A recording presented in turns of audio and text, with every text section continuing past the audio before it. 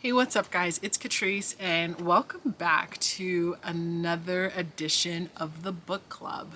If this is your first edition of the book club, you are tuning into a good one. We are peeling through the pages of this book, Finish What You Start, by Mr. Peter Hollins, and we're in chapter 7, which is called Deadly Pitfalls.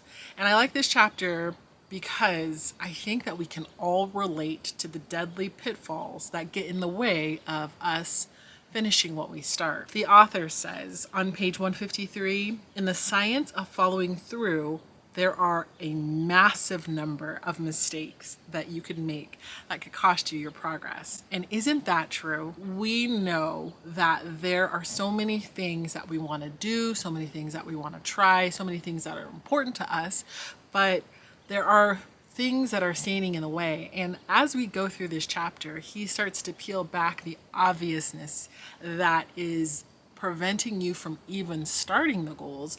And it's because you've started something in the past. You were not successful, and that causes you to shrink back a little bit. In this chapter, he gave the story of a guy named Michael. And Michael had this great idea of how he wanted his life to be. He had a kid and he wanted to be able to spend time with that kid. And so he was going to have this business that was going to help him do that. Now, we all understand that having a business, having a family, it takes up so much time and effort. And when you have this ideal of, I'm going to be able to do this, this, this, this, and this, and this, and you're not there yet, sometimes that can kind of be the mask that prevents you from being able to see all the things that are going to go into what is necessary for you to be successful. According to the author, this is called false hope syndrome. So false hope syndrome occurs when you think you can do everything on your to-do list in a short amount of time. Then you are sorely disappointed when you can't. So you've promised your client the moon, you've promised your family the moon, you've promised your friends the moon, you've promised yourself the moon, and then you are not able to deliver, and that not being able to deliver will cause a negative effect and weaken that spirit, weaken that passion, weaken that drive. And like I said, it's going to shrink you back and you're going to be fearful of failure. We all know failure is inevitable. And even in that knowing, hopefully you tag that into your false hope syndrome. Like, you are not going to try something new, improve yourself, improve your family's life without running into roadblocks, without running into obstacles. So it's important to understand that we're going to fail. We're going to make mistakes, but learning from those failures, learning from those mistakes is what makes us better. It's what makes us grow, and it's what helps us finish what we start. He says in the false hope syndrome, you want to just be right in the pocket with your goals. So you don't want to shoot too high, but you don't want to aim too low. And even if you end up shooting too high, personal opinion, I feel like you learn from that. So shoot for the moon, personal opinion. One of the other deadly pitfalls that can get in our way is overthinking. Are you an overthinker? I know a lot of overthinkers. And there's some things in this particular chapter that the author said that I didn't even think of. Some things I knew, like the obvious. Overthinking makes you inevitably fixate on the negative. And in case you just don't know how your brain is all the way set up, we tend to gravitate towards negativity. So overthinking is something that you just naturally do. And so you have to be aware, alert, that you're going to start to kind of perpetuate all of the things that could be, would be, should have, kind of, sort of, may be. The author says that overthinking is also tempting, and I didn't know this, but it makes sense because it mimics progress.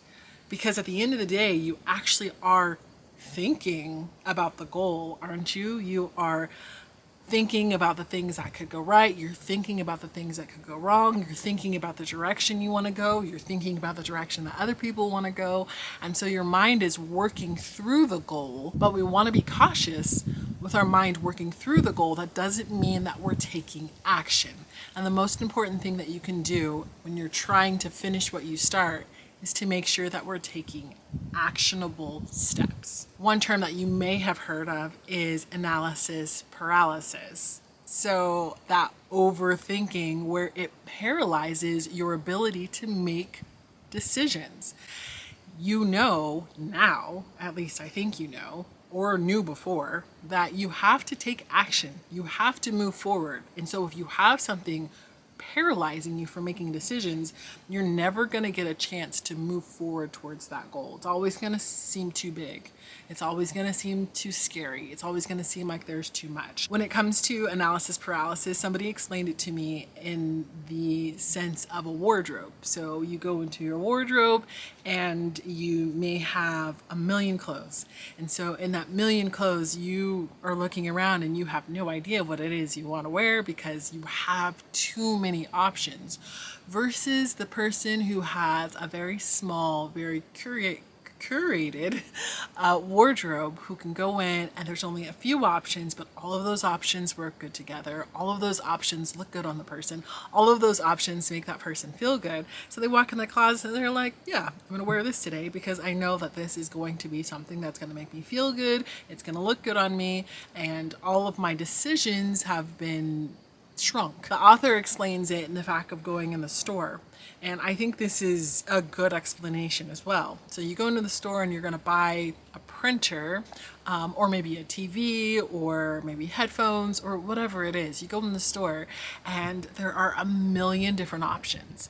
We had to purchase a TV recently, and I just don't understand why there's so many different versions of televisions. The author says that the person in the book went into the store and was paralyzed by having to make this decision. It was an office decision. They needed a printer, couldn't pick a printer. There's too many decisions. And he gave great advice on how to pick the printer, because I feel like I figured out my own way, and I'd be curious how you go about picking out stuff like that when you are faced with decision fatigue or analysis paralysis.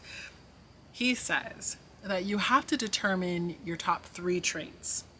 What is it you need? And then once you've determined what it is you need, go into the store, find the product that meets everything you need, and buy the cheapest one for those needs.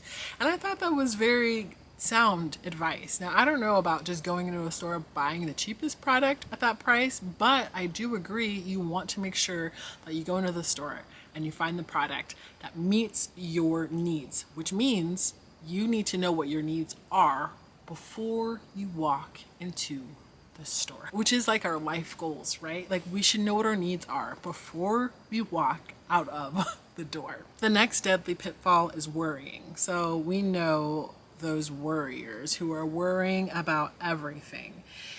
Here's the problem.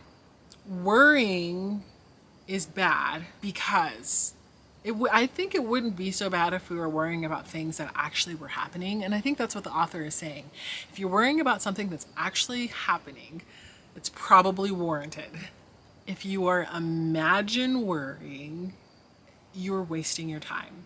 And a lot of times people who are worrying, overthinking, are worrying about stuff that maybe might sort of could have happened. But the author says that worrying steals your control of the situation. It steals your control, it steals your composure, and it doesn't allow you to focus on the right here and the right now and what's going on and what you can actually impact.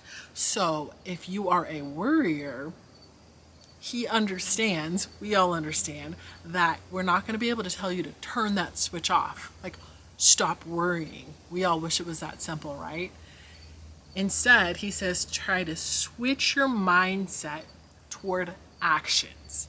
If you're worrying about something, what can you do about it? And if the answer is nothing, then why are you worrying about it?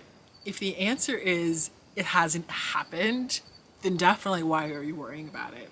But if the answer is, I can take action on this, I know how to prevent this, I know what I need to do right now for this, then that worrying is actually going to help you. But usually it's one of our deadly pitfalls because we're just spending time worrying about worrying. The next thing in this chapter is to know thyself. And I thought this was interesting because I don't know how many times I've talked about self-awareness. I think self-awareness is one of the most important things that a person can have. I hope that is a thing that we all have.